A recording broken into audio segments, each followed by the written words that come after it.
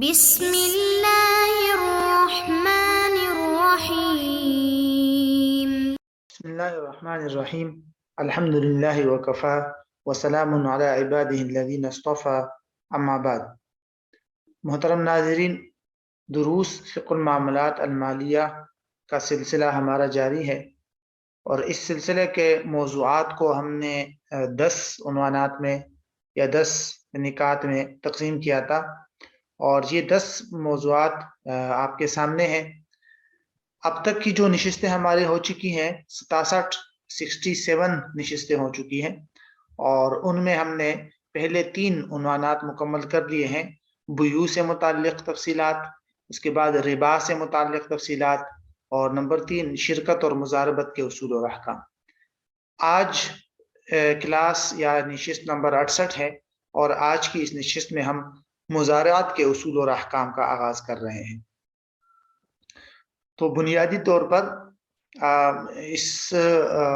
ان نشستوں میں اگلی 3-4 نشستوں کے اندر مضارعات کے جو اہم اور بنیادی مباحث ہے وہ آپ کے سامنے پیش کیے جائیں گے. اس موضوع پر علماء نے بہت کچھ لکھا ہے، اور تفصیل کے ساتھ فقہی کتابوں کے اندر موجود ہے. تاہم ہم اس کے جو بنیادی مباحث ہیں ان کو اگر چند پوائنٹ میں یا نکات میں ہم اگر ان کو تقسیم کرنا چاہیں تو ہم ان کو تقریباً 10 نکات میں تقسیم کر سکتے ہیں. یعنی مضارعات کا تعارف، مضارعات کا حکم، اس کی فقہی تکیف، پھر مضارعات کے ارکان، مضارعات کی شرائط، پھر پیداوار کی تقسیم اور مضارعات کی صورتیں، مضارعات فاسدہ کا حکم، فسخ مضارعات اور مضارعات کے کچھ جدید مسائل. تو یہ 10 نکات ہے جس سے ہم اس موضوع کا احاطہ کرنے کی کوشش کریں گے.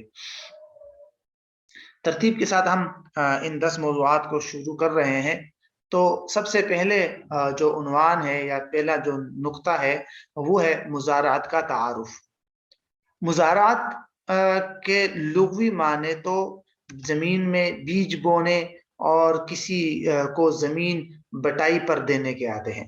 یہ باب مفاعلہ کا مصدر ہے، زارع یزارع مزارعتن، اور اس کے جو اصل مادہ اور روٹ ہے وہ ہے زا اور را اور عین.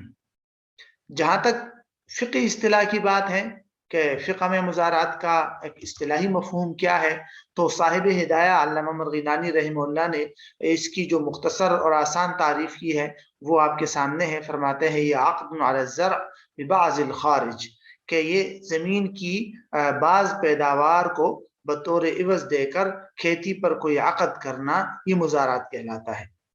آسان مفہوم ہے اس کا، ظاہر ہے جیسے ہم نے الفاظ بتا دیا عربی کے اور اس کا مفہوم بھی بتا دیا. تو مثال اس کو ایک مثال سے اگر آپ سمجھنا چاہیں کہ مثلا کوئی شخص ہے، وہ دوسرے کو زمین فراہم کرتا ہے اور دوسرا اس میں کاشتکاری کرے گا، پیداوار کے لیے جو محنت کی ضرورت پڑتی ہے فصل کے لیے وہ کرے گا، اور جو پیداوار اور فصل اگ آئے گی بعد میں پک جائے گی تو اس کو کاٹنے کے بعد دونوں آپس میں ایک خاص تناسب سے تقسیم کر لیتے ہیں. تو اس کو کہتے ہیں عقد مضارعات. مضارعات کا جو لفظ ہے فقہ کے اندر اس کے قریب 1-2 الفاظ اور بھی ہیں جو مستعمل ہے. ایک لفظ ہے مخابرہ اور دوسرا لفظ ہے مساقات. مخابرہ کا لفظ جو ہے یہ خبرتن سے نکلا ہے، اور جس کے معنی ہے حصہ، شیئر یا حصہ، نصیب ان کے معنی میں استعمال ہوتا ہے. اور مخابرہ اور مضارعات کے بارے میں علماء کی رائے یہ ہے، کتابوں میں آتا ہے کہ یہ دونوں مترادف الفاظ ہیں. مخابرہ کے بھی یہی معنی ہے کہ زمین کو پیداوار کے کچھ حصے پر بٹائی پر دینا. ہاں البتہ بعض علماء نے دونوں میں پھر یوں فرق کیا ہے کہ مخابرہ میں بیج جو ہے وہ عمل کرنے کی والے کی طرف سے ہوتا ہے، ضروری ہے، جبکہ مضارعات میں بیج مالک زمین کی طرف سے ہو یا عمل کرنے والے کی طرف سے، اس کی مختلف صورتیں ہیں جیسے آگے آئے گی. یعنی یہ عام ہے. بہرحال عمومی طور پر علماء مخابرہ اور مضارعات میں کوئی خاص فرق نہیں کرتے. جہاں تک مساقات کا لفظ ہے، یہ اس کے حروفی اصلی یا مادہ اور روٹ جو ہے وہ سین، قاف اور یا ہے، باب مفعلہ ہے. اس کا لغوی معنی تو اس کے آتے ہیں درختوں کو سیراب کرنا، لیکن فقہی اصطلاح میں اس کا مطلب ہوتا ہے کہ کسی شخص کو باغ یا بہت سارے درخت درختوں کی دیکھ بھال کرنے اور ان درختوں کو پانی وغیرہ دینے کے لیے اس شرط پر رکھنا کہ ان درختوں سے جو پھل حاصل ہوں گے ان پھلوں کا بعض حصہ عمل کرنے والے کو، دیکھ بھال کرنے والے کو ملے گا، اور بعض حصہ مالک کی باغ کو ملے گا۔ تو اس کو علماء نے جو ہے وہ مساقات کا مفہوم قرار دیا ہے، اور اس پر بھی فقہ کے اندر ایک خاص الگ سے عنوان موجود ہے اور اس کے احکامات بھی الگ ہیں۔ بہرحال تو یہ پہلا نقطہ تھا مزارعات کا تعارفی نقطہ، جس کے بارے میں بنیادی وضاحت کر دی گئی۔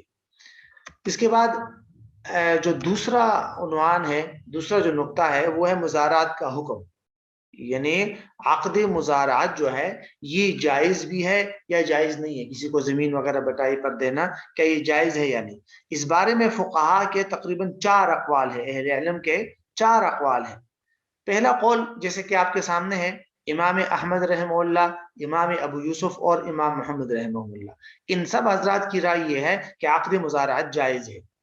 یہی رائے جو ہے وہ بعض شافعی علماء نے بھی اختیار کی ہے، جیسے علامہ ابن المنذر رحمہ اللہ، امام خطابی رحمہ اللہ، امام ماوردی رحمہ اللہ وغیرہ، بعض صحابہ کرام کی طرف بھی یہ رائے منسوب ہے۔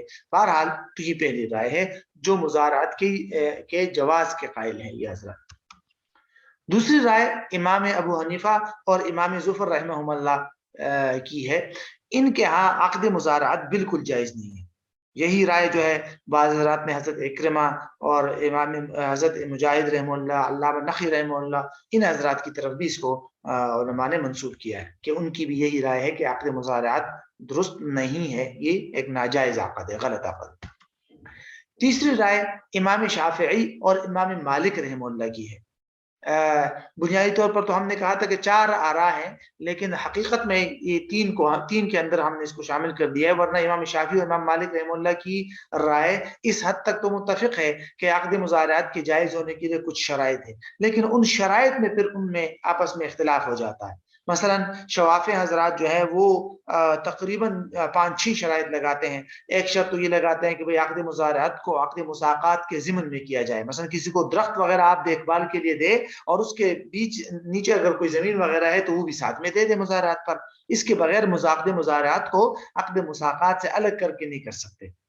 اسی طرح کچھ اور شرائط بھی انہوں نے لگائی ہے کہ بھئی مساقات اور مزارعات دونوں کا جو معاملہ ہے وہ ایک ساتھ کیا جائے، الگ الگ نہ کیا جائے، معاملہ کرتے وقت عقد مزارعات کو مساقات پر مقدم نہ کیا جائے، وغیرہ وغیرہ۔ اسی طرح یہ بھی ایک شرط لگائی ہے، یہ مزارعات میں بیچ جو ہے وہ مالک زمین کے ذمہ ہوگا، عمل کرنے والے کی طرف سے نہیں ہوگا۔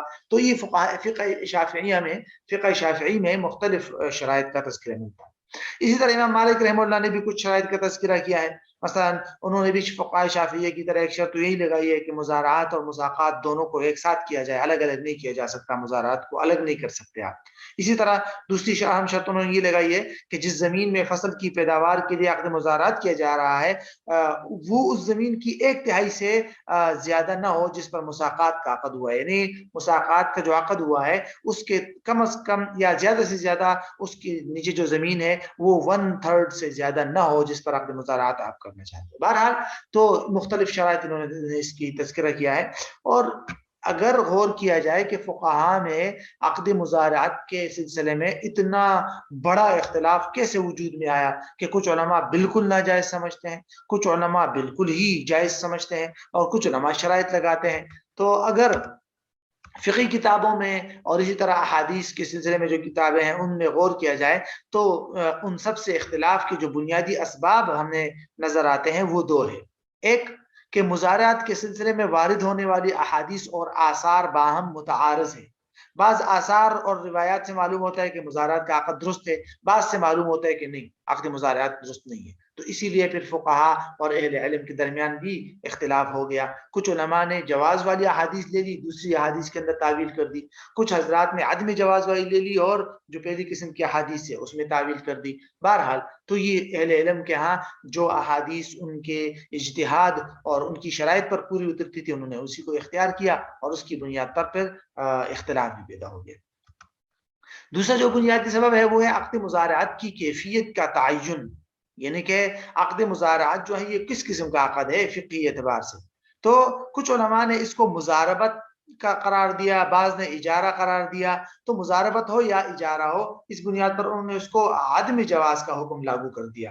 اور بعض حضرات نے وجہ اس کی وجہ ظاہر ہے کہ اگر اجارہ ہے تو اس میں کام کرنے والے کی اجرت معلوم نہیں ہے، تو لیکن جن حضرات نے اس کو جائز قرار دیا انہوں نے اس کو شرکت کی طرح قرار دیا کہ شرکت اور مزاربت کی طرح، تو اس میں شرکت اور مزاربت میں بھی شریک اور مزارب کا کے لیے فیصد کے اعتبار سے نفع مقرر کیا جاتا ہے، تو وہ جس طرح جائز ہے تو عقد مزارات بھی اس سلسلے میں جائز ہے، اور علماء نے جواز ہی کی رائے اختیار کیا ہے۔